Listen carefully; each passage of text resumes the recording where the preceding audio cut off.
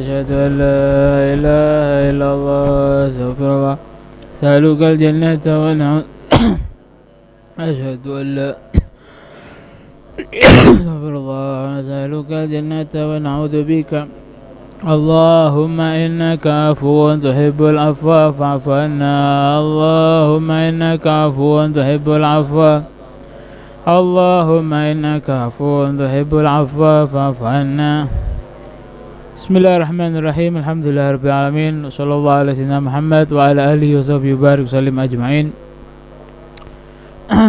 Qala Rasulullah sallallahu alaihi wasallam, ahibbullah lima yaghdukum bihi min ni'amih wa ahibbuni li hubbillah wa ahibbu ahla baiti li hubbi.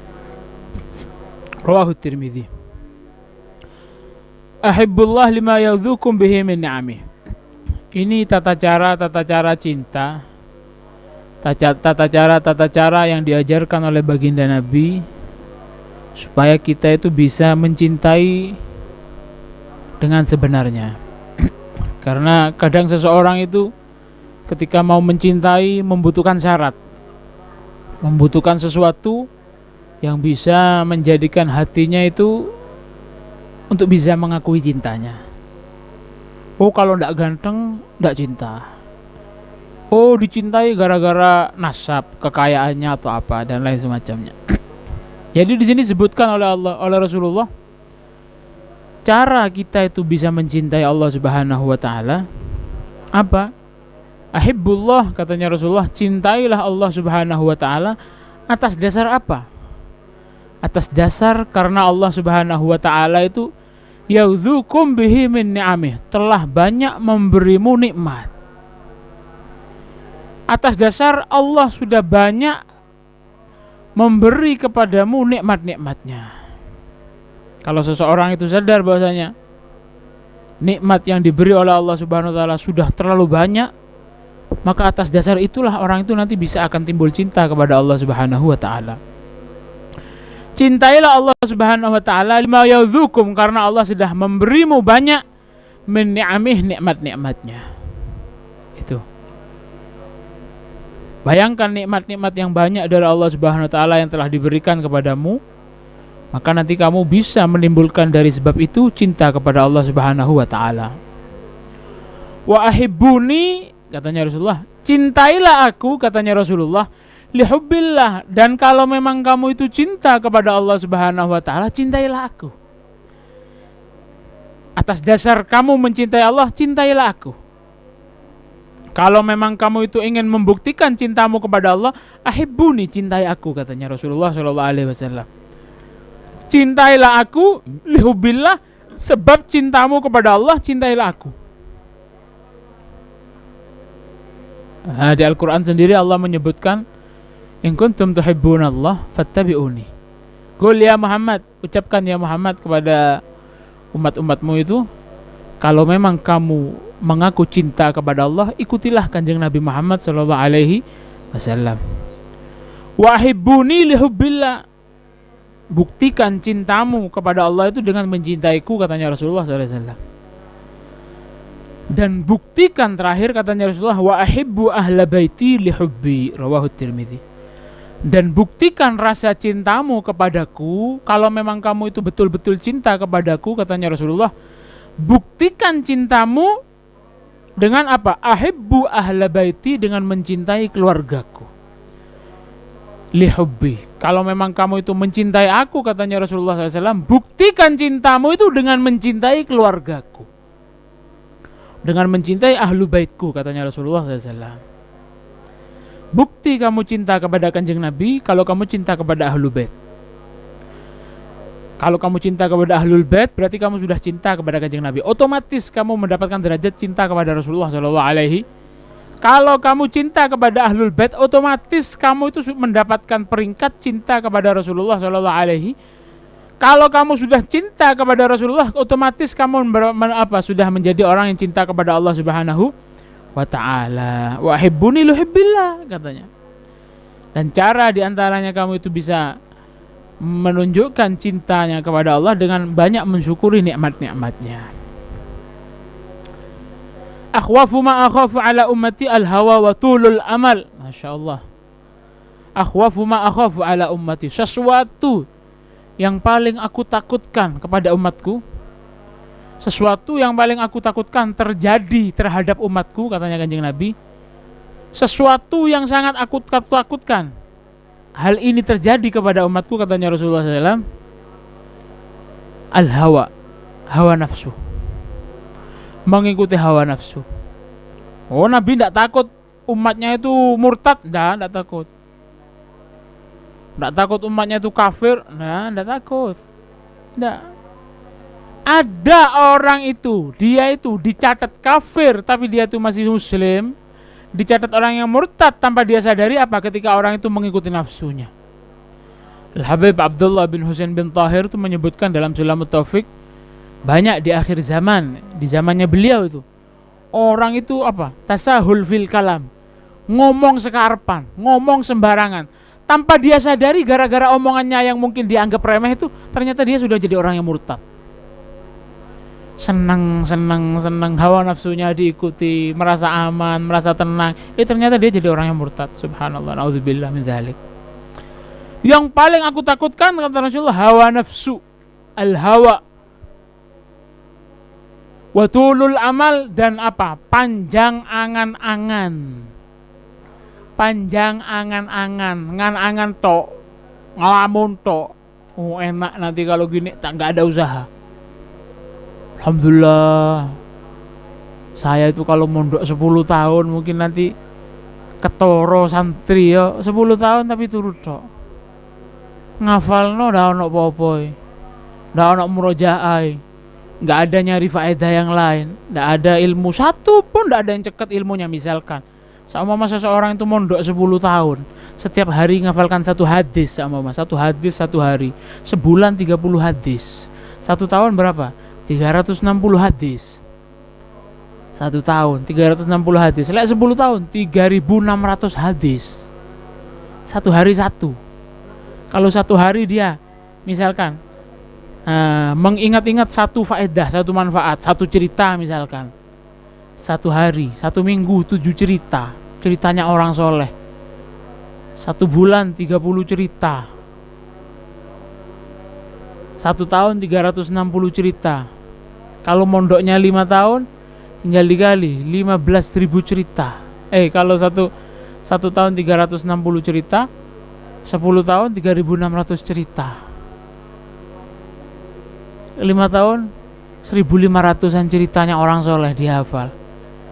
Mulai ndak ngerti apa-apa, ndak iso ngekeki manfaat yang lain. Lha opo ae mondok iku berarti? Tulul amal, ya Allah, nanti saya mondok tugas oleh pangkat dadi ustad, misalnya ustad apa coco itu. Tulul amal, bahaya tulul amal itu. Dalam bahasa yang lain disebutkan tamanni, ngenangan tok, bayang-bayang tok, ndak ada bukti, ndak ada al-harakah, ndak ada pergerakannya, ndak ada buktinya, goro itu. Orang itu ketika mengusahakan sesuatu, terus dia itu ada usaha, walaupun sedikit, barokah. Salafus soleh ada yang menyebutkan al-harakah barokah, katanya. Di dalam pergerakan, di dalam usaha, di dalam kamu mengusahakan apa, ada bukti pergerakannya, barokah. Dibarokahi oleh Allah. Mondok murojaah, hafal atau tidak hafal, murojaah terus. Inti pahamnya itu bukan sekarang, nanti.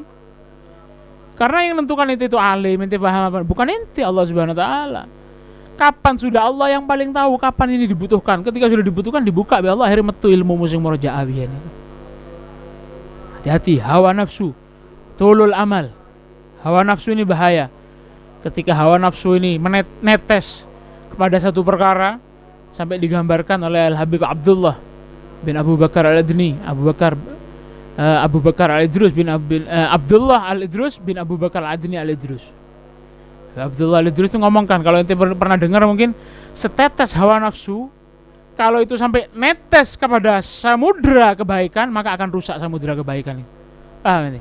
Pernah mungkin ini dengar pepatah seperti itu, hawa nafsu ini ibaratkan satu tetes saja. Lek sampai lugur yang lautan ibadah atau lautan amal baik, akan ngerusak satu laut amal baik itu. Itu cuma setetes hawa nafsunya. Lah ya apa kalau hawa nafsu itu sebanyak samudra, amalnya ente itu cuma setetes. Hati-hati. Makanya penting. Disinilah penting.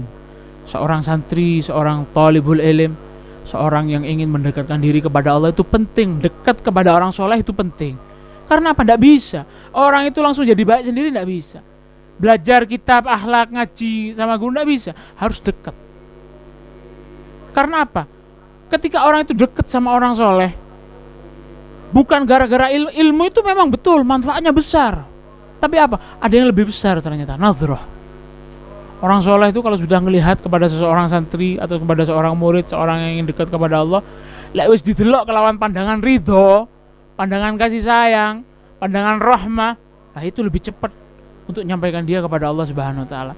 Makanya Habib Umar itu pernah ngomong, "Kam min sibyan yal'ab amamar rijal," katanya. Banyak anak-anak kecil, tidak punya pangkat, bukan turunannya apa siapa, tapi dia tuh main di depannya rijal, para aulia, para pembesar, para orang-orang besar di sisi Allah. Yal'ab amamar rijal, fasara, gara-gara dia itu dapat fanadhara ilaihim, akhirnya rijal itu ngelihat kepada dia. Gara-gara pernah didelok ambek uang sing cedek yang pangeran, motoy sing saben bengi nangis yang pangeran. Didelok sepisan uang itu ndak dadi arek cilik maneh. Ndak jadi orang yang remeh lagi, pangkatnya langsung tinggi di hadapan Allah Subhanahu wa taala. Habib Ali Habsyi. Habib Ali Al-Habsyi itu beliau sering ngomong, mujahadahnya Habib Ali Habsyi itu Masya Allah, ibadahnya Masya Allah, sholawatnya sama kanjeng Nabi Masya Allah, ilmunya Masya Allah. Tapi Habib Ali Habsyi ngomong apa? Aku ini dibuka oleh Allah Subhanahu wa taala sampai aku ini dapat magom yang tinggi seperti ini, dapat derajat yang tinggi seperti ini, ilmu saya manfaat, futuh dan lain sebagainya. Gara-gara apa? Gara-gara saya dapat nadhrah, satu pandangan ridho, satu pandangan kasih sayang dari guru saya Habib Abu Bakar bin Abdullah Al-Attas. Gara-gara aku didelok sepisan mbek guruku iku, akhirnya dibuka mbek Allah kabeh ilmuku, akhirnya manfaat kabeh, akhirnya derajatku diangkat mbek Allah Subhanahu wa taala. Penting cedeknya wong soleh itu penting. Nadhrah dari orang yang masih hidup atau yang sudah meninggal. Yang sudah meninggal apa? Dengan ziarah, kirim Fatihah terus dan lain semacamnya. Yang masih hidup apa? Dengan inti mengikuti sowan, ketemu yang guru dan lain semacamnya. Nurut sama peraturan, bagi anak yang mondok itu nurut peraturan penting. Sir, ada barokah, rahasia barokah di situ soalnya. Al-hawa wa tulul amal, dan panjang angan-angan. Rawahu Ibn Adi. Idza ata ahadukumul ghaid fala yastaqbilil qiblah wala yuwalliha dhahrahu walakin syarrigu aw gharribu. Idza ata ahadukum, ini akhlak. Di antara kalian kalau kalian mau datang kepada al-ghaid, tempat buang air besar atau kamar mandi, ketika kalian mau buang air besar atau air kecil, fala yastaqbilil qiblah, jangan ngadep kiblat. Wala yuwalliha dhahrahu, dan jangan dipungkuri. Kiblatnya di sana. Oh enggak, saya enggak ngadep kiblat, ngadep ke timur, tapi dipungkuri sama ente, paham? Nah, jangan. Enggak boleh. Walaupun ada temboknya. Khilaf, ulama itu khilaf. Kalau ada temboknya enggak masalah. Dulu ini kan orang ini kalau mau buang hadas kan cuman pakai satir tok, kan datang orang zaman dulu datang ke tengah sohrok, padang pasir, tutupan, buang hajat, ditutup, hilang gitu. Ada tembok, khilaf ulama, ada temboknya atau tidak ada temboknya, ada penghalangnya atau tidak ada penghalangnya. Apa? Karena mimbabil adab, lebih baik menjaga adab walaupun ada temboknya atau tidak. Sesuatu yang diagungkan tetap agung, no, walaupun ono temboknya misalnya. Jadi seperti itu. Walakin katanya Rasulullah, ya apa caranya? Syarrigu au gharribu, ngadep ini dulu ini terserah kiblatnya di mana. Kalau kita kan barat. Di sini konteks hadisnya jangan ngadep selatan atau ngadep ke utara, karena dulu ya mungkin kiblatnya di selatan atau di utara. Kalau ente ngadep ke utara, maka ente ngadep ke kiblat langsung. Kalau ente ngadep ke selatan, maka kiblat dipungkuri sama ente. Kalau di sini di Indonesia, ojo ngadep ngulon, ojo ngadep ngetan, paham? Ngadep gitu atau ngadep ngalor, jadi gitu. Ngadeplah, menghadaplah kepada arah selain kiblat dan arah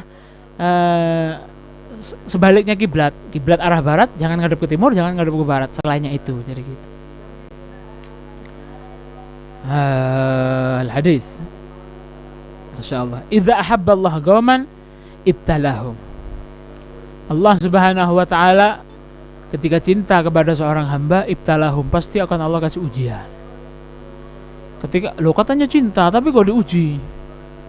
Ya kok ini cek ketemu pinter apa ndak oleh mondok, makanya dikek ujian, paham? Orang-orang diunggahno ngono, ngopelongan kabeh akhire ya apa? Kan ndak temu. Orang itu dalam satu keterangan itu disebutkan innallah anzalal azab la liyu'adzib bal liyu'addib. Allah itu aslinya menurunkan azab, musibah kepada seorang hamba itu tujuannya bukan untuk mengazab. Aslinya bukan untuk mengazab, tapi apa? Untuk mengadab, paham? Untuk nyiksa, tapi apa? Pengin ero adabe cek tambah munggah, akhlake cek tambah. Ya apa sabare, akhirnya munggah. La liyu'adzib bal liyu'addib. Adzaba yu'addibu adaban. Paham ini? Bukan azab. Allah itu menurunkan azab tujuannya apa? Liyu'addib. Dalam keterangan lain, la liyu'adzib bal liyuhadzib. Allah itu menurunkan azab itu bukan untuk menyiksa, bukan untuk menjadikan orang itu bobrok, tapi apa? Liyuhadzib, supaya akhlaknya tambah lembut, hati ini tambah kuat, iman ini tambah kuat. Dikei alasan-alasan baliknya yang pangeran, ya Allah, seperti itu aslinya. Makanya ketika Allah cinta kepada seorang hamba, ibtalahum, Allah kasih ujian. Tabarakalladzi biyadihil mulku wa huwa ala kulli syai'in qadir, alladzi khalaqal mauta wal hayata liyabluwakum ayyukum ahsanu amala. Allah ciptakan mati dan hidup, liyabluwakum, supaya Allah itu tujuannya untuk menguji kalian. Supaya apa? Ayyukum ahsanu amala. Pengin ro pangeran sing paling apik amale iku sing endi? Ono wong ahli ibadah ya mati ternyata. Oh, berarti enggak hanya orang yang dicintai selamat. Oh, ndak ono wong sing dicintai selamat, ono wong sing ndak dicintai mbak Allah ya mati bisa. Ono wong sing dicintai mbak Allah ya mati, ono sing ndak dicintai ya mati. Oh, berarti enggak ketemu. Ayyukum ahsanu amala. Tujuannya diturunkan seperti itu, ujian-ujian diturunkan oleh Allah Subhanahu wa taala supaya ron di pangeran di wong iki. Oh, tetap wong sabar. Oh, memang betul-betul orang ini pengen dekat kepada saya. Diuji apa saja, diuji gini, tetap ternyata ada orang istiqomah, misalkan istiqomah setiap malam sholat tahajud, dikasih sakit parah, tapi enggak, dia tetap sholat walaupun duduk, absennya enggak bolong. Oh, betul, ini berarti orang ini betul-betul cinta kepada saya. Ono uang ahli duha, bayarannya dipotong sedikit gara-gara ono masalah, akhirnya enggak duha. Oh, enggak ono efeknya duha. Oh, koro itu. Jadi seperti itu. Idza asbahta mu'afi fi jasadik aminan fi sirbik indaka gutu yaumik fa'ala dunya wa ahliha al-afa, rawahul Baihaqi, wallahu a'lam bisawab. Al-Fatihah.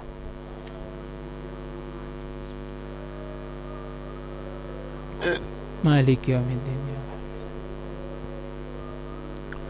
ربنا انفعنا بما علمتنا، رب علمنا الذي ينفعنا، رب فقهنا وفقه أهلنا وقرابات لنا أهل القدر أنثى وذكر، رب وفقنا ووفقهم لما ترتضي قولا وفعلا كرما، وارزق الكل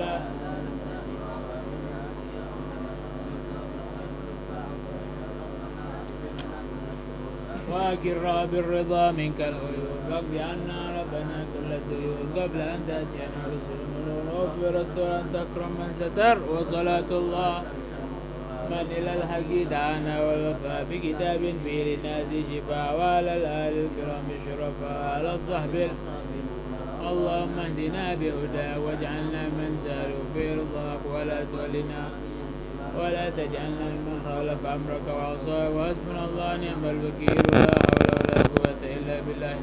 صلى الله على سيدنا محمد وعلى آله وصحبه وسلم. الحمد لله رب العالمين. يا ربنا اعترفنا بأننا وأننا أسرفنا لا لذا أشرفنا، فتوب علينا توبة تزيل كل، واستر لنا العورات وآمن الراءات، واغفر لوالدينا ربي والأهل والإخوان وسائر الغلان وكل ذي محبة أو جيرة والمسلمين جميعا. آمين ربي اسمع فضلا وجودا منا لا باكتساب، بالمصطفى الرسول نرضى بكل سؤل، بالمصطفى الرسول نرضى المصطفى الرسول الله وسلم ربي عليه أنت الحبيب وآله وصحبه والحمد لله عمدتي عودتي منقذي جهد لك وجهتي أجل بوثي عظيم يا الله سخير الأسباب وذلل السحاب وابتلني بالناس منك يا كريم يا الله ورد كيد الكيد وكل طائر ميدي وحادث برضا سنهم يا الله يا عمدتي عدتي منقذي من شدتي وجهت لك وجهتي أجل بوثي عظيم يا الله سخير الأسباب بالناس منك يا كريم يا الله ورد كيد الكيد وكل طاغية ماردي وحاسد معاندي بعكس الرضا سلمهم يا عمدتي يا عدتي يا منقذي من شدتي وجهت لك وجهتي أجل يا عاب أفضلنا الأبواب بالناس منك يا كريم يا الله ورد كيد الكيد وكل طاغية وحاسد المعاند بعكس الرضا سلمهم يا الله يا لطيف بأرقي بنا يا لطيف يا عليم يا خبير يا الله يا لطيف بأرقي يا عليم بأرقي يا خبير بأرقي بنا يا لطيف يا عليم يا خبير يا لطيف بخلقي يا عليم بخلقي يا خبير بأرقي بنا يا لطيف يا عليم يا يا لطيف لم يزل بنا بما نزل لطيف لم يزل بنا المسلمين يا الله يا لطيف لم يزل بنا بما نزل بنا المسلمين يا الله يا لطيف لم يزل بنا بما نزل لطيف لم يزل بنا المسلمين يا أرحم الراحمين يا أرحم الراحمين يا أرحم الراحمين فرج على المسلمين يا الله يا أرحم الراحمين فرج على المسلمين يا الله يا أرحم الراحمين يا أرحم الراحمين يا أرحم الراحمين فرج على المسلمين يا الله الفاتحة